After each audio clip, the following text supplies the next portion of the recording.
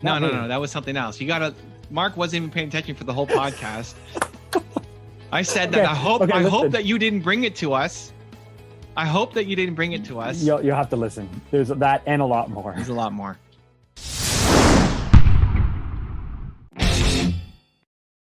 Welcome to the Something to Prove podcast. Mark's dancing. I don't know why we're dancing. You can't see me because you can't see me dancing unless I feel great. I am so excited to be here and to talk to you. Okay, great. What are we talking about? Well, we won't waste time with any context because Evan says he does not like it.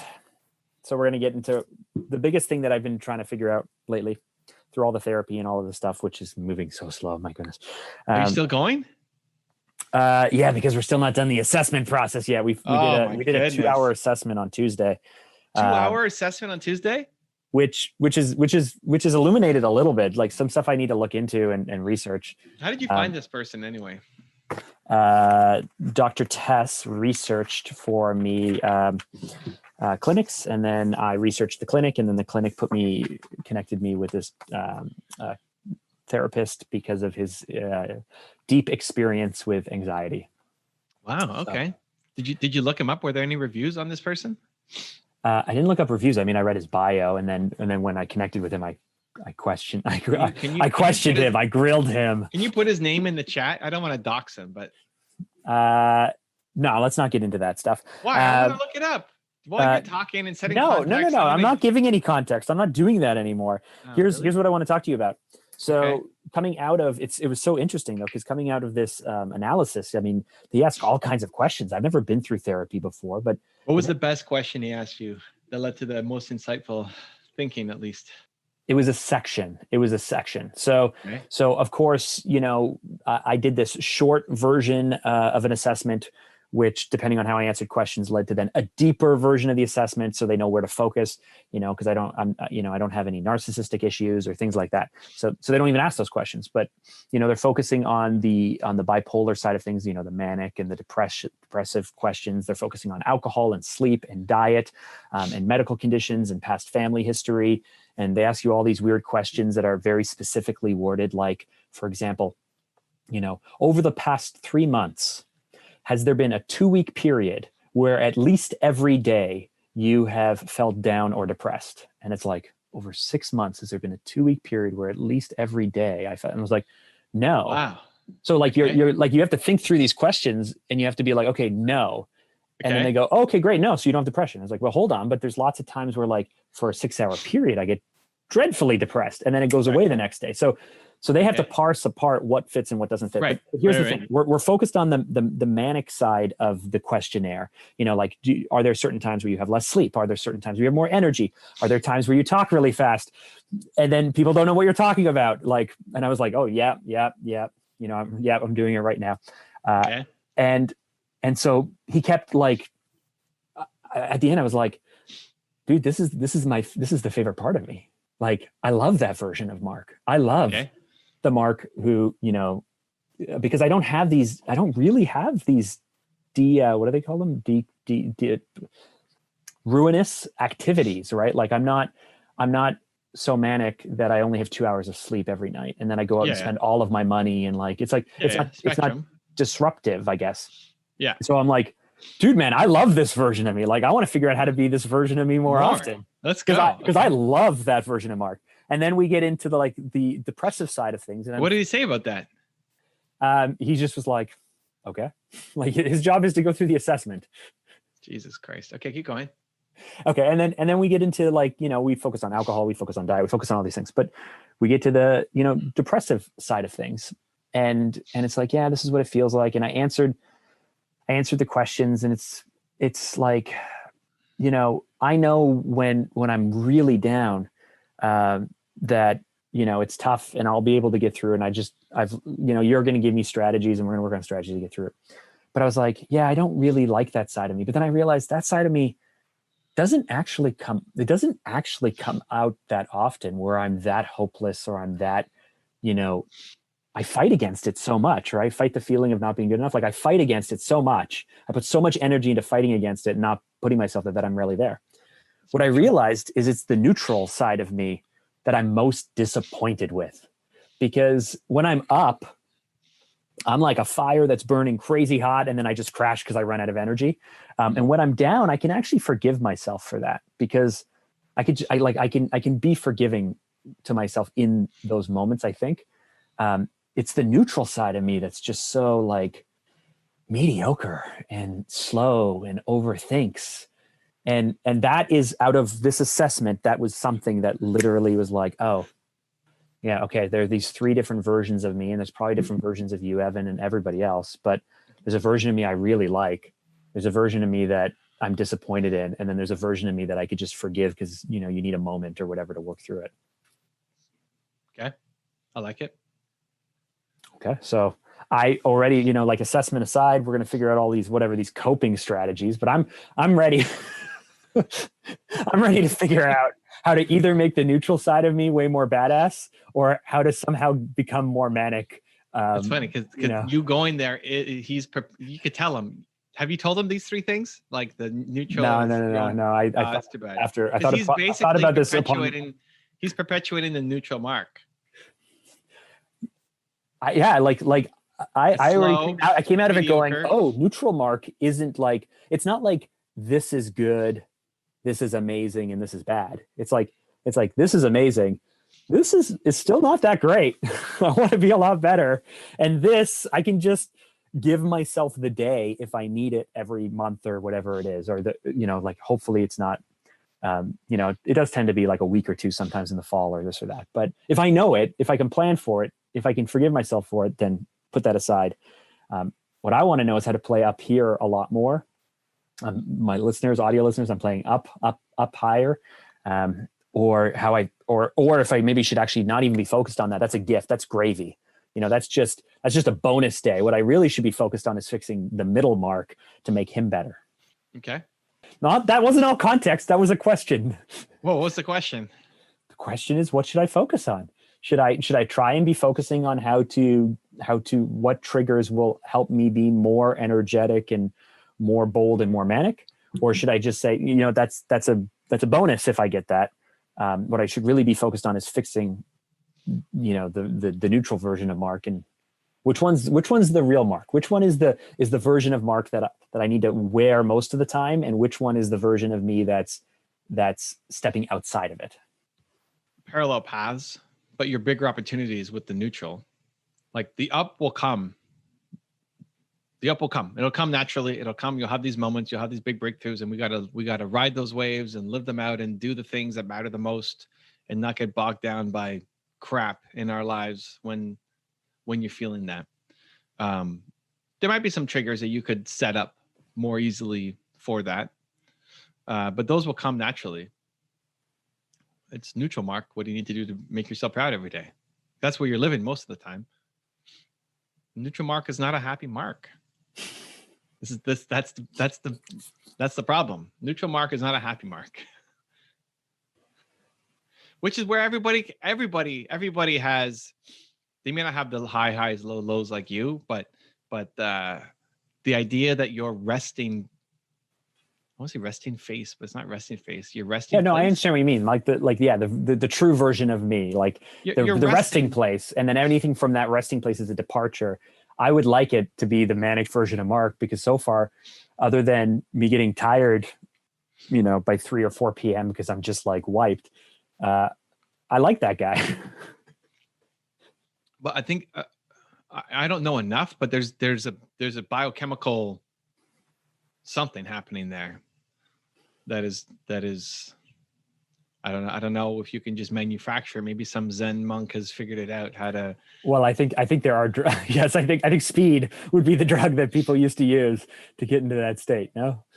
Well, sure, but I mean, I don't think you need to go take speed, and I'm sure some Zen monk has figured out how to adjust your pineal gland to secrete something else. But until unless you want to figure that out, it's how do you make the resting place, if you're there 85% of the time, how do you make resting spot better? That's where most people are. Most people are in a resting spot that they're not happy with. People don't love themselves. They're not proud of themselves. They just feel okay, feel mediocre. even if they don't have big ambitions, they're still not sitting there happy with their life and what they're doing. So that's a bigger opportunity. If you find some hack to move extra 10% into, which I think you can, I think there are ways, but it's just not as big an opportunity as fixing the regular mark. Resting. It's so much more boring. Yeah. I love this. Evan is jumping on his trampoline. He confessed to me that he doesn't usually get to jump on it because he's on recordings and he can't be bouncing around. But well, I've also gone through 4 trampolines this year. This year? Yeah. Your foot goes right through it? I break the springs. And I tried bands. It's no good. I mean, they're not designed. I don't think these ones, at least the ones I bought, aren't designed to be for someone who's 6 foot, whatever, 2 to stand on them all day, every day, jumping like forever. 8 to 10 hours a day, 20, 30,000 jumps. It's just like, that's not what most people do on a trampoline. So I got a new one that has double springs on it now. Yeah. So each spring is 2 springs. So you've gone through quality. 4 of them. So you're just buying them and then just chucking them in your little garbage bin down in the garage or whatever? Yeah, pretty much. Like it's either the spring breaks or the trampoline itself gets warped. It happens super quick. So yeah, I went more premium on this rebounder. But I couldn't because the more premium rebounders are taller. Oh, and then you have to readjust your desk and everything. So I actually moved up my desk. It's taller. I'm higher up normally than I used to be. Yeah.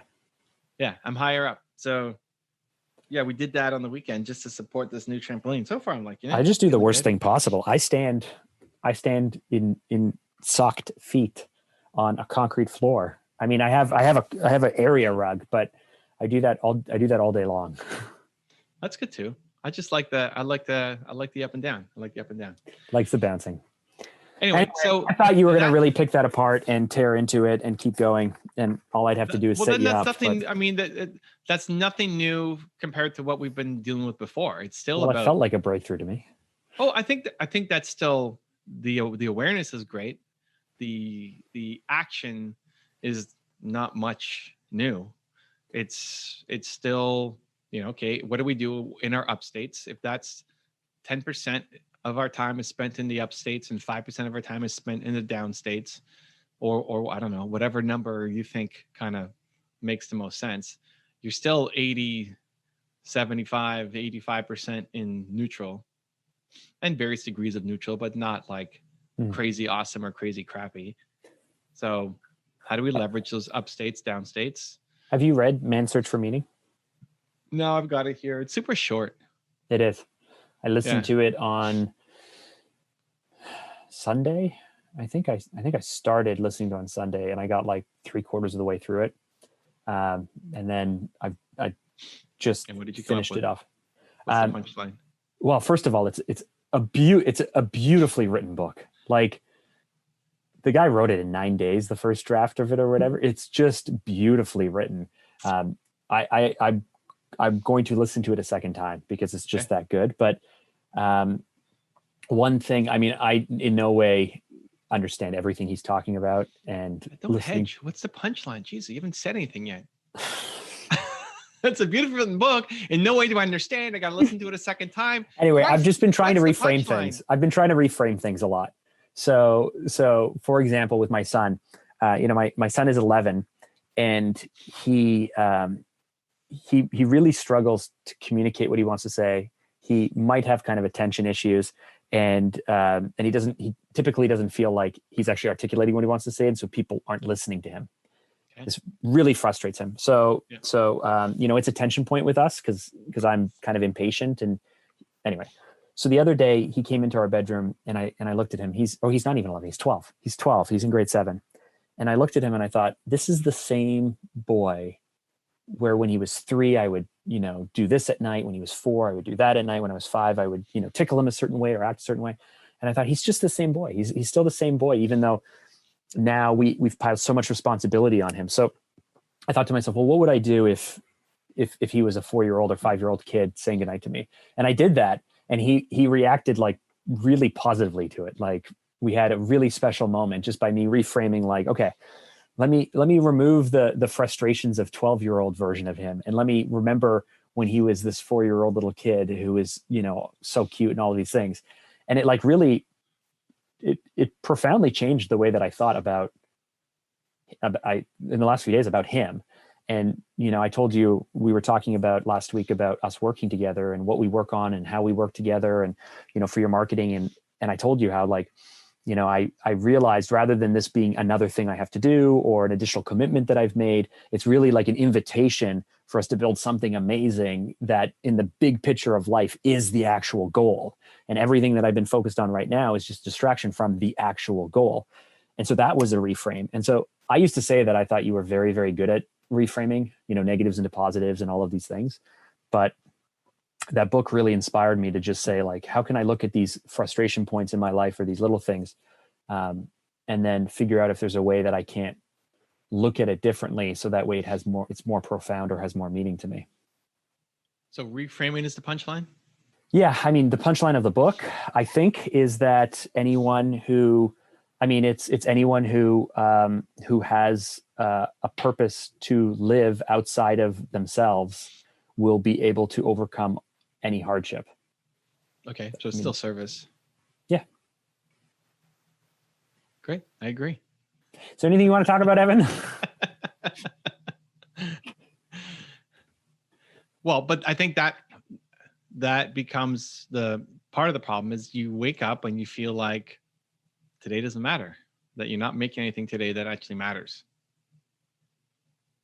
So neutral mark stays in mediocre, unhappy mark. So I was talking to, on the We Do Hard Things podcast earlier today, I had a really great conversation with Don Costa. And he said this thing that was really interesting, which is, when people are busy hustling, the world will say you're hustling and that's amazing, but the hustle is actually the distraction from the real thing that you should be doing. So he said, you know, like, people are so busy focused on the pebbles or the little things and fixing them all that they're ignoring the really big obstacles or the really big opportunities or what have you. And I said, that's totally me. And that's totally true. But I'm just not willing to screw up enough of pebbles to focus, like the time it takes to shift from focusing on the pebbles to the big things. You have to be willing during that time to screw everything up along the way to make room for the focus to the big thing before it pays off. And I think that's where we run into a lot of trouble. I think it's moments in time. There's times to be super attention to detail, focused, birth something, be all in, be detail oriented. And then there's moments to be bigger picture. You want to play in both. What's wrong with you today, man? You're so, like, you're not talkative, Evan. Like, did tired Evan show up or what? I know I'm great. I have movie makers this morning. Great. Yeah. Always fun with movie makers. Okay. Oh, I think I'm looking for the thing to, what are we helping with? You know, I think the problem, I don't think the problem is pebbles. I think that for you, the problem is you wake up, it's like, hey, it doesn't matter what I'm making today. You don't connect it to the service. If you're saying, whether it's built to serve or man street meeting or whatever, the problem is, or the opportunity is service. And one way to get around it is reframing negatives into positives. Awesome. It's a strategy, but still has to get through service. You just don't feel like, and everybody, most people wake up and don't feel like today is going to mean anything. You're not connecting what's on your to-do list to helping people. And so mediocre mark shows up. I don't think it's a pebbles big picture. I agree with Don and what he's saying.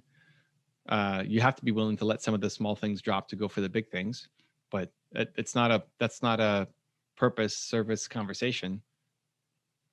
There's a lot of people, you can just be doing pebbles all day long and be blissfully happy if you can connect it to service. So that's the opportunities. Like, what's on your list for the rest of today or tomorrow? But haven't we worked through this a whole bunch of times and it's still not fixed? Well, if you're saying that neutral mark, let's connect all the dots. If neutral mark, it's not that I wake up neutral, and it's not that I'm focused on pebbles, and it's not any of those things. It's that I haven't created the burning desire to make sure that no day or hour goes unwasted and that we are always moving closer towards our goal. I've never felt like I have that. Like, that's the thing that, like, I can't, no matter how many times we talk about it, I don't have that. Tony Robbins doesn't have, nobody has that. Nobody has like the burning desire every single day that this second has to count. Nobody has. Okay, that. But if Manic Mark, you know, if Up Mark knows with more clarity what that is and is willing to take more action. Manic Mark doesn't know that. Manic Mark, that's a biological, like, biochemistry, something happening. You're not when you're in manic mode, you're not thinking service and like, man, this is going to help a lot of people. And no, I'm not. I'm thinking, oh, this is the thing. I'm so sure of it. And if we do this and this is great. But that's fine. And you like that mark. You don't have to change that mark. We're not now suggesting to go bring service into Manic Mark. You've already got that side down pat. It's neutral mark connecting the work. So what are you doing tomorrow? What's on your schedule tomorrow? On my schedule tomorrow, I have to connect our HubSpot account to our email marketing so we can start to release our emails. I have to review our landing page for our marketing campaign and develop new creative. I need to review a client document. I need to chase a client for something else. I need to finish off your Movement Maker funnel. Build out all the case studies for business development. That's just the top of my list. Yeah, great. And the reframing needs to get done is, and how does that connect to this meaning something in service? So you're going to, I mean, mine is easy. I mean, that's super awesome. Working on Movement Maker's funnel. I mean, that's going to get done. That was delivered with some very low energy. That is not awesome. No. All the other the Movement Makers. That's just easy. But all the other stuff on that list. That's playing. That's a joy, basically. Exactly. Yeah. But the I don't know. I forgot everything else on the list after you said Movement Makers. Well, half of it is stuff for our own business development and marketing. Half of it is client consultation and work and things like that I have to do. So it's looking at your day in the morning and it's connecting. You look at that list and you have to reframe it to figure out how this is going to help people, and not just another to-do list that you're going to slowly get done.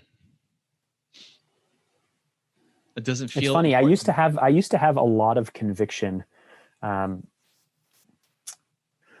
in like 2010, 11, 12. I had a lot of conviction that what we were doing with Fanta and the way that we worked was principled and the right approach, and there was right and there was wrong, and we were doing it the right way, the best way.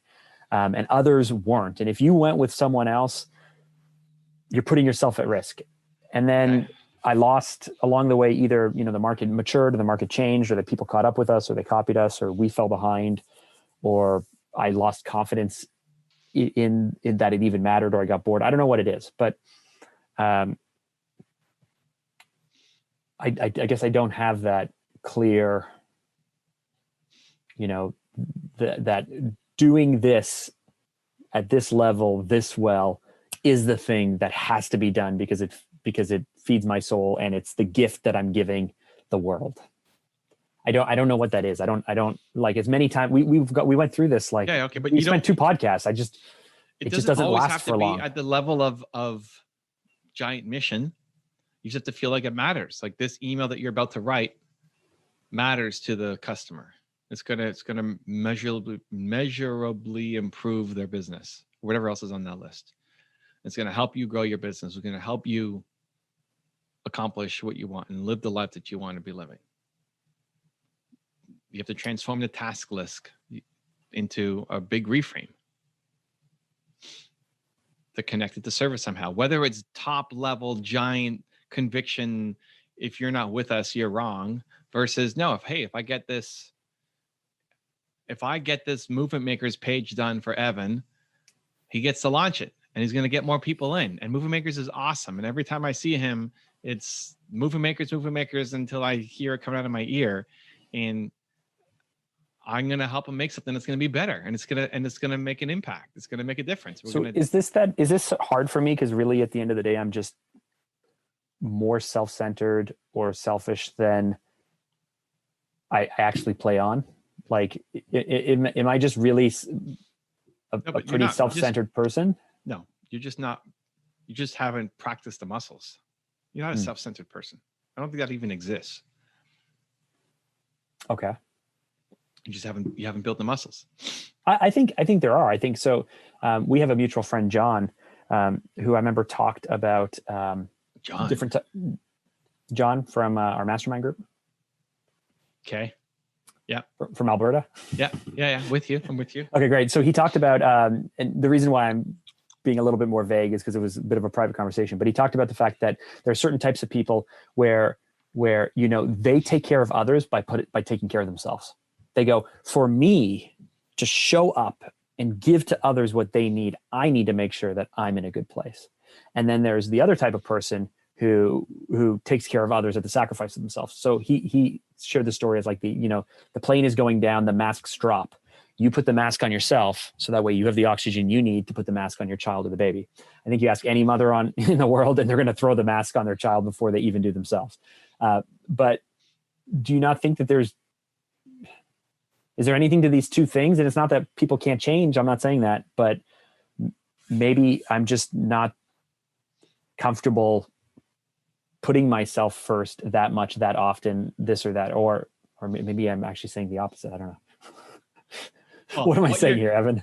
What you're comfortable doing doesn't matter. What you've been trained to do, it doesn't matter. Okay. It's just whomever I want to be. So I need to decide who is it that I want to be, and then work towards living up to those expectations every day. Yeah. Like think think about, and not just Mark, but everybody listening, watching, like who gave you the operating system that you're running on? Well, Evan, I mean, we're tweaking it. We're going in and like Evan is hacking. We're hacking. We're tearing things apart. We're digging deep. We're pulling out moldy drywall and rusted through piping. And okay, so you've gone from a. I thought this was programming based language because you said an operating system. No, we're talking about renovating my heart and soul. Yeah. Well, that's it, because it's a fixer upper. If you think about, everybody's a fixer upper, and think about the system you run on, the belief systems that you have. They were given to you, right? You didn't wake up as a baby saying I suck, right? I'm a terrible human. It's not what's in your mind as a baby. So they were planted. Great. So the people who, and now you're this way, the people who planted that, did they love their lives? Are they living their best self? Are they super happy when they look in the mirror? What's their neutral state? Is it loving, warm, kind, and awesome? Likely not. So you learn from them. Awesome. Now you spend the rest of your life trying to unlearn from them and be who you want to be. Everybody wants to serve, period. It's built into you. So you're not a selfish person. You've just been trained to act a certain way that is not serving you, and you have to untrain. And I've made progress, but it starts with the reframe. So I can do that. That's a good thing. Yeah, that I'm not a selfish person. That I want to serve. That I want to help, and I need to connect the work that I do to the people that I'm going to deliver for. And sometimes that might be big mission, and sometimes that might be just one little campaign, but that this work matters. Like if you can't connect it to we're doing it the right way, and if they're leaving us, then they're screwed, and it's just giant Fanta mission. Great. If you can't connect to that, then don't fake it, because then it's not going to work. But if I create this Movement Makers landing page for Evan and it converts twice as well, those are people who are now going to be changed by working with Evan that wouldn't have been there before, and I'm pumped to do that. And you'll write better copy too. Like everything will be better. Whatever task, like this is your art. You're an artist, right? Everybody's an artist. I was doing a podcast today with a guy who represents indie talent. So we're diving deep into art and songwriting and all this stuff. He's like, and how do you know so much? It's like, because it's all the same thing. It's just art. I'm a singer, just I don't make songs. It's just you make raps though. Yeah, I didn't say that, but it's all the same thing. It's all the same thing. You don't create great art when you're feeling stressed out, and that it doesn't matter. So if your art is going to be your strategy, your copy, your thinking, So it's that apathy that, yeah, because you don't think it matters. That's the problem. And nobody's perfect, and don't judge yourself against like every second I have to be whatever. You're just moving. You're trying to move 1%. You're trying to move 50% mark to 51% mark. Because like, for example, with the We Do Hard Things podcast, the conversations I'm having, when I have the conversations and we finish a recording, I'm just like, that is like the most amazing, like, it's just like the most amazing thing ever. Like even last week, you spent about an hour and a half critiquing and working through how I ask questions and what I ask and giving me feedback to make me better. And I loved every second of it because I was just like, oh, this is so good. And yet when I hear someone's like, oh, I listen to podcasts, I'm like, I'm cringe. I'm like, oh, really? Okay. Like I feel like it's potentially the most meaningful work I'm doing right now. And yet it still feels like a distraction, like a hobby, like do it, don't do it, does it matter, is it worth the investment, like all of those things still. And it's not doubt, it's just, I don't know what it is, it's not as serious as doubt, it's just questioning. It's just questioning everything all the time. It's good to question things. Somebody asked me on my live stream 2 days ago, what would I do if I could only work 1 day a week instead of my normal schedule? What would I do? And it was somebody in my Movement Makers program, like a bunch of my Movement Maker people join in on my Twitter live or my YouTube live streams as well while I play games to further the conversation. I said I'd be doing. I'd think about it, but I asked myself a version of that question all the time, like, what's the best use of my time? It's a constant evaluation. I think it's good. But I said, hey, if I could only work 1 day a week, I'd be looking at what's bringing me the most impact, and I would focus a little bit on my team, and I would focus heavily on YouTube. I would not be playing League of Legends and streaming with you guys right now. I probably wouldn't even be doing Movement Makers. Like Movement Makers wouldn't be there. It's not the highest impact thing that I'm doing. That's if I could not work, if I was in bed and I only had energy to do 1 day a week, I wouldn't be doing Movement Makers and I wouldn't be doing live streams on gaming. I'd be doing mentoring my team, and I'd be focused on my YouTube channels because I hit 300,000 to 400,000 people a day with just one channel. So it's a good exercise to go through. But there's a logical part of it of like what actually makes sense and will feed me. And then there's the fear part of it of, is this just a waste of time? It won't become anything. I'm not getting results fast enough. I don't see a path to monetization from it. Right? So two different conversations. Like Sandra emailed me earlier today, right? Because you're having some scheduling issues over the next 6 or 8 weeks or whatever. Oh my God, it's crazy. You said, okay, we're not going to be doing IG lives anymore. And I look forward to our IG lives on Friday afternoon. Oh, we're not doing IG lives? Why am I booked up? It's crazy. Yeah, my schedule just went nuts, dude. Listen, okay. I protected this. My schedule is bonkers. That's okay. Listen, but I don't know if I should judge myself for this or not. But when I got her email, I went, okay, cool. I didn't have a ping of regret. Like I like that half an hour. I like the questions. I like the challenge. I like how it helps everything. But I kind of feel like, oh man, like I should have fought for it harder. You know, like it's going to be hard for you and I to schedule this podcast for a few weeks. And I just went like, oh, we'll do it in the evening. Or like, I just assumed we would find a time anyway, because this isn't going anywhere. But, you talk about if it's in your calendar and you go like, oh, I got to do that. It gets cut. So cut it. I feel, no, but I feel like I should have fought for it more. No? Don't judge yourself on it. If you're not fighting for it, like that's a sign. It's great. I mean, we did that as a bonus episode for the podcast. Yeah. And for you to get better in live Q&A sessions, which I got better at and then started getting worse at. Well, whatever. I mean, you could do your own if you want to. But yeah, if it's, those are great tests. Like when you go away on vacation and then you come back, what is still important to you? When you lose something and come back, we get hit with these shocks, right? We get hit with shocks to our system. We get hit with COVID, and we get hit with vacations, and we get hit with people in our family passing away, and we get hit with things like this, like a scheduling thing, which maybe I think we do lots of things out of convenience and out of just, it's in our calendar, so we do it. But maybe what once served us doesn't serve us anymore, or maybe never fully served us, and we just never. It's not that you've been thinking about leaving and you haven't done it. It's just, oh, you realize that actually wasn't even that important to me. Like, it was fun, right? It didn't suck, but it's just okay, right? So we get stuck in doing a lot of things that are just okay. I love my IG lives, right? Like, I schedule it in every day at 2:00. I had one today. Another Movement Makers member was awesome.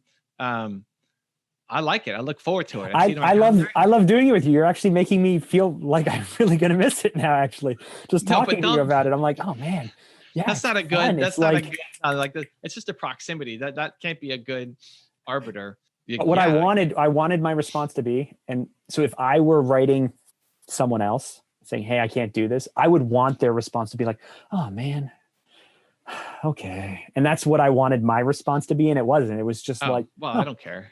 Whatever. You don't want to do it, or you're not like super. No, but dump it. Who cares? I don't want to do it with you anymore. Forget it. I'm out. Oh, screw you, man. No more Fridays, dude. That's it. It's over. I said we would reassess in January. Don't tell me that. Reassessment's already done. You better miss it but that's what it should be. It's like, I'm already missing it now that we're talking about it. No. Let there be a little bit of distance.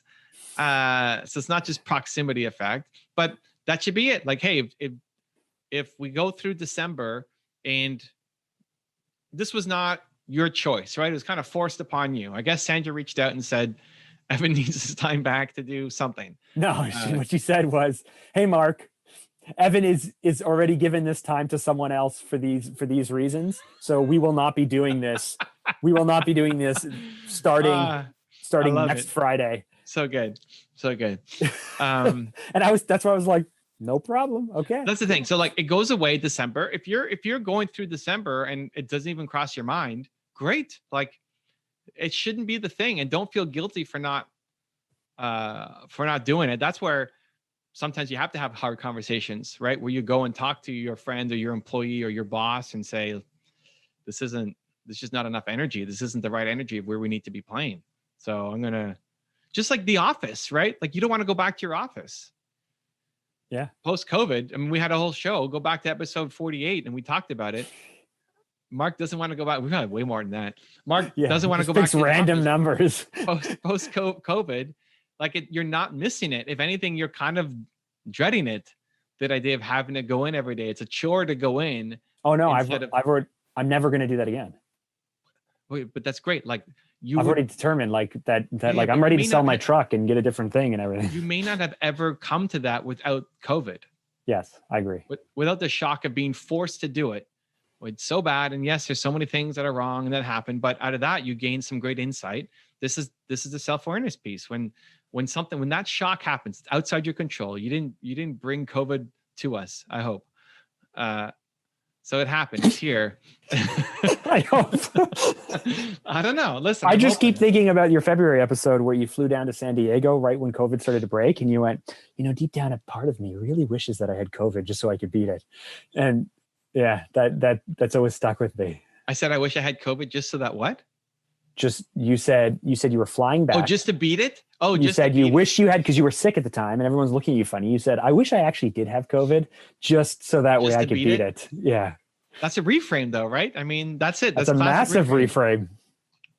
It's the best. Like, we used to talk about that. You don't say that anymore, right? It's the best. All of this went wrong. Oh, our campaigns stopped work. It's the best. It gives us a chance to fix it. But look at what COVID happened to you. It actually became great in a lot of different ways. And one of them is you realize you don't want to go back to your office. And so now you're organizing your business and your life. And there's going to be some bumps in the road. Like if COVID finished tomorrow and you went back to normal, you're not going to the office. Other people might want to come in. It's going to be a little bit different, more adjustments. But when those shocks happen, you have to decide what was actually important. Like when my sister-in-law passed, it was super rough month. And especially like that last week where just dealing with family stuff, not sleeping well, not on my usual schedule. And then you come back, you realize, oh, like I'm not as productive or not as energetic, or like, oh yeah, I used to do that in the morning. I forgot that I used to do that in the morning. I need to get back to doing that thing in the morning again. And you realize that, yeah, I got to do that. And other things like, oh yeah, that thing, I don't think that even served me. Like, why was I doing that? I had a reason. I tried it and whatever, but I don't think I need to do that anymore. And we just don't, you can't, I think, to be gentle on yourself, you can't force that all the time, every single time for every area of your life, constantly judging whether you did the right move or not. It's just not possible. But when you get, I think you have some conscious intention behind it, especially when you're feeling like something's wrong, to do a good dive to figure out what the source of that is and try to fix it. And when you get hit with a shock to the system, to get the learnings and the lessons from it. So I think you should miss it. Like, whether you shock yourself proactively, or do you just react to whatever the universe is throwing at you? I think there's some things you can do. I think you can plan to go on a vacation every year or every 6 months or whatever. I think you can plan to, like my videos shock me, right? I watch a video of somebody and then it forces me to think a different way. Like, oh yeah, crap, I didn't do that. So you can schedule some things in. I think it's super important to pay attention to your vibe and your feeling and why. So having, if you do it through your journal, great. Like, oh, I'm only feeling like a 5 today. Why? Because of this. And oh, I didn't get my workout in this morning. Or oh, it was raining outside, so I didn't go. Like, what would happen if you went running in the rain? I love it so much. But like a lot of people don't. They just the other day. So our gym has continually cut back due to regulations. It could have whatever it was. It could have only 21 people in there, and then it was like, oh, it could only have 11 people in there. Now it's down to 9, I think. And so they've made the classes short, really short. Like 45 minutes. And so I started adding half an hour runs in the afternoon to compensate for a little bit more cardio. And the other day I went out and it was so blistering cold. It was windy. It was cold. There was no one around. And I was like, I'm the best. I don't want to do this right now. I'm the best. It's the greatest thing ever. So like, why not? Like, try it, right? Maybe running in the cold or running in the rain becomes the best. Like my mornings, I used to go swimming every day. My pool's closed. I can't go swimming. So you just take a really long shower now, right? Well, that did two things. It gave me a workout, and it gave me the cold exposure. Because when I went in and when I got out, I take a cold shower. So I'm like shaking. You get in the morning, freezing, shaking, jump in the pool, and then the pool actually feels warm because I went outside yesterday. Last night I went outside real quick to take the dog out at like 9:30, and all I had on was shorts and a t-shirt. So bare feet, no socks, whatever. I was like, oh, I'm just going to take the dog out quick. So I go out on the lawn, which happened to be wet and frost covered. And I'm just standing there. I was like, you think you'd be colder? Okay. So I'm just standing there. I'm doing the dog news. And then suddenly the cold hit me. And I realized that it was the coldest I've ever been in my life. So great. So you learn from it, right? It's like, okay, so put flip-flops on next time. Or like, yeah, I'm gonna wear socks next time. I don't know.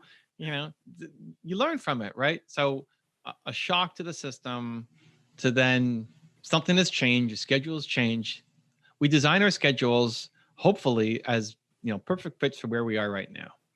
And then you change and you grow and you evolve, and some things get stale and boring and old. And we don't often tweak our schedule as much as we need, and we've accepted things as they are. And sometimes we need something from outside to push us in a different direction. But a great acid test is, do I miss it? So in the moment is great. Like, how do I feel in the moment? And then how do I feel a week later and 2 weeks later? Are you still missing it?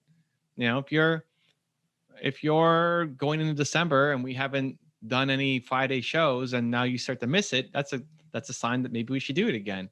If you're like, oh yeah, we used to do that on Fridays, right? Like, great, like move on. It doesn't matter. You'll find something else. And you probably should have jumped off 3 months ago, but it was in our schedules and it didn't suck. And we just both did it, but it can be replaced. That's why the enemy of great is good. Because it's good. If it was sucky, you'd change it. If it's good, it's good. Yeah, it's good. It's good. Yeah, we should just keep doing that. It's good. And that's where, Mediocre Mark lives. I do live in the land of good. That's what I'm saying. and not extraordinary and just willing to settle. I often think of you, your voice in my head saying, Mark, you got to raise your standards, man. Mark, raise your standards. And then I look around at all the work raising my standards entails and I go, I don't know if I have the because you're making it too big. It's just whatever. no, you're making it too big. You just pick one thing. Like raising your standards starts one small decision at a time. Can I ask you this question that I've been rolling around in my head? I haven't asked anyone it yet, but why did we wait 45 minutes to get to the question? No, this is a question that I've been rolling around in my head for a few weeks now. Okay, keep going. The podcast doesn't get everything, whether it's baked or fully baked or not. Let's go. Come on. So I think of myself as kind of a rule follower. Like I like the rules, but the rules aren't just like the rules. There's also social norms. And the more entrepreneurs that I interview and speak to, the more I come to realize that a lot of them hate the rules. Like a lot of them become entrepreneurs because they want to set new rules. They want to set a new game. They want to play their own way or whatever it is. Do you think being a rule follower is something that I need to like me being much more comfortable breaking the rules and knowing which rules to break is without kind of moral slippery slope? Do you think that's something that I should be focusing and working on? I think you have to question if the rule is serving you. I think all these guys who say they're rule breakers, I think they follow all sorts of rules all day long because it serves them. Where if all these guys who might have struggle learning, if they're being taught and they're learning, they could be the greatest student, they could be the greatest follower of all time. But it's when it starts to not serve them anymore that they can't handle it and they jump ship and go do something else. Even if ultimately maybe it doesn't serve them because they could have gotten further inside the system and trying to create a new system. So it's understanding what rules, social or otherwise, are they serving you or not? Like here's an example. Like my and I don't know why this came to mind, but when I was really young, I went with my stepbrother to buy a VCR. He went to 3 different stores in the mall. He checked out the price of each one, and then he went back to the one he wanted. And then he said, hey, these other people down here are selling these VCRs for this price. If you'll match it, I'll buy it off you. And what else can you do for me? And I think there's certain cultures where negotiating is like totally something that's done. And then there's others where, like, to me, I remember being shocked. I was like, but the price tag says but that's what the price tag says. The price tag says, this is what this costs. What are you doing? Right. And he's just like, yeah, but you can always negotiate anything. Right. Like they're not offended if I say that I want to negotiate something, and if they're willing to do it, great. And if they're not, then I go somewhere else. But it feels so like, oh, I should really do that. And that is really smart. And yet at the same time, it feels like, oh, I'm breaking the rules. And that's not what we do. Like that type of thing. You're wearing a shirt right now. Yes. It's a social norm when you've got a camera on and you're filming content. So you're telling me that right now I should rip my shirt off? Is that what? No, I'm saying there's lots of rules. Okay, listeners, I'm ripping my shirt off right now. He's lying. There's lots of norms and rules that we follow for our own health and safety too. It's picking the right ones. Like, does it serve you? Do you even care about? So what? So now taking your shirt off in the middle of a podcast, does that somehow serve you? Besides the fact that it's awkward, or it would actually be really funny. It would also make for a really good opening hook for the podcast episode. So maybe I should do this now because it'll get more people to watch it. On this episode, Mark's not wearing a shirt. Why? You'll find out if you get to the end. Most of we follow rules by default. Just sometimes it becomes the point where the rules don't serve us anymore. There's that classic example of like the monkeys. You see the monkeys with the like electric shocks or something, where it's like the monkey, they put a bunch of monkeys. I'm gonna mess it up, but it doesn't really matter. Oh, and they monkeys in a cage. Every time they reach for a pellet or something.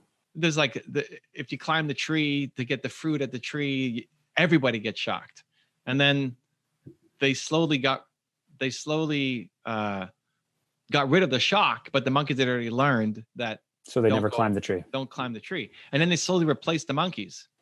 Mm-hmm. But the monkeys who remained would teach the new monkeys don't climb the tree. So then it became this whole thing that this is now what we do, but there's no shock anymore. This is from like 2 generations ago that right. There's still no shock. What are we doing this? I want the fruit. It's up there. I should get it. Right. So those kind of rules. Yeah. So does it serve you? Is it helping you? Is this the rule that you want to stake your put your flag in the ground and say, I need to go fight this rule, because there's tons of rules that you can potentially break every day. Most of them won't serve you. Driving backwards on the wrong side of the road probably is not going to serve you, but yeah, you broke the rule. Congratulations. Right. So which are the ones that are holding you back, preventing you from doing the thing that you want to do? And when you catch it, then you go break it. But I don't think it's necessarily a great idea to just say, hey, I'm just going to try to break every single rule. No, I know that. I just mean that if you're likely to be a rule follower, is that something that you should focus on and break when it serves you better? And the reason I say it that way is I think that there's lots of us who were raised to be kind of like, be a good boy, be a good girl, follow this and do that and this and that. And then you see others who are entrepreneurs or business owners or people who are just moving really, really quickly. And we look at them and we marvel at what they're able to do and what they're able to accomplish. But I think they're just playing maybe a different game, but they're playing the same game with a different set of rules. And so they're able to make these huge leaps and bounds that were uncomfortable to make for whatever reason. And I want to play the game by their handbook, not by the ones that the biggest rules to break are not the ones that have been forced upon you, like traffic laws or wear a mask or whatever. The biggest rules are the self-imposed ones. The biggest rule to overcome is the other people's judgment. Most people don't win because they're afraid of not being perfect, and not releasing whatever their thing is, whatever their art is, whatever their idea is, getting it out into the world, being judged, getting criticism, and as a result, they don't do anything. It's not even a rule that anybody has placed on us. It's our own limitations, our own lack of self-confidence, our own lack of self-worth, and so we don't create. So you catch that. When are you playing small because of somebody else's opinion of you, and then start to attack that? That's when you start to see the real growth. Like, I think all the people that you look up to, respect, admire, playing a different game, whatever you want to call it, they have a willingness to put out imperfect things, potentially be judged for it, and keep going, and not be so caught up on this thing being perfect, because there's another one coming up tomorrow, by the way, and just keep making, keep creating. Great, your first video didn't get 1 million views. Awesome. You haven't done one in 3 months. Where's the next one? Break that rule. I know that sometimes if I just stay silent long enough, you'll drop the tag on that clip we need to cut and pull out and throw on IG. Silent Bob. Silent Bob? Silent Bob, isn't that a thing? I don't know where that comes Jay from. and Silent Bob. Yeah. From Clerks originally, and then they were featured in Mallrats, and then Chasing Amy, and then Dogma, and then Jay and Silent Bob Strike Back. And wow, I used to be really, really into Kevin Smith. I don't even